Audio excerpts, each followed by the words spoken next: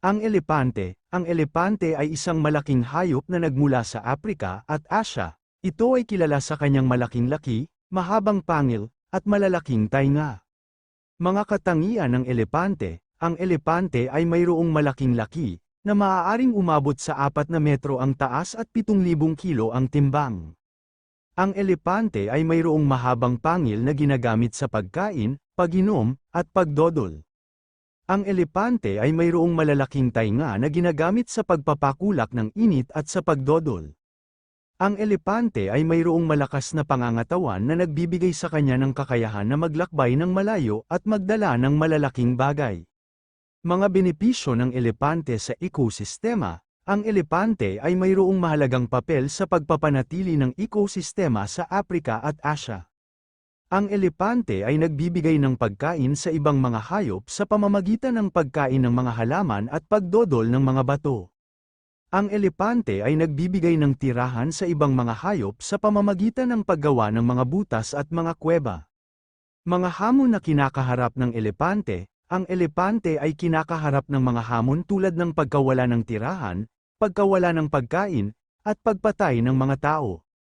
Ang elepante ay nagiging bihag ng mga pangangaso at mga pagpatay ng mga tao. Ang elepante ay nagiging biktima ng mga sakit at mga epidemya. Ang elepante ay kilala sa kanyang kakaibang pag-uugali kapag namamatay. Ayon sa mga siyentipiko at mga eksperto sa mga hayop, ang elepante ay may kakaibang pag-uugali kapag namamatay, na tinatawag na standing death o pagkamatay na nakatayo. Nakatayo nga ba pag namatay ang elepante? Sa pag-aaral ng mga siyentipiko, ang elepante ay may kakayahan na manatiling nakatayo kahit na namamatay na ito. Ito ay dahil sa mga sumusunod na dahilan. Isa, mga kalamnan na nakatayo. Ang mga kalamnan ng elepante ay nakatayo sa kanyang mga buto, na nagbibigay sa kanya ng kakayahan na manatiling nakatayo kahit na namamatay na ito.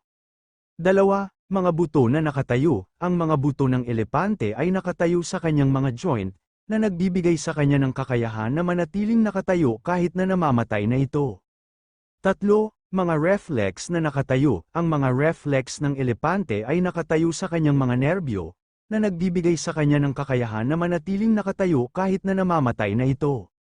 Gayunpaman, hindi lahat ng elepante ay nakakaranas ng standing death. Ang pag-uugali na ito ay depende sa mga iba't ibang kadahilanan, tulad ng edad, kalusugan, at mga kondisyon sa kapaligiran. Sa pangkalahatan, ang standing death ng elepante ay isang kakaibang pag-uugali na nagpapakita ng kanyang kakaibang biolohiya at pag-uugali.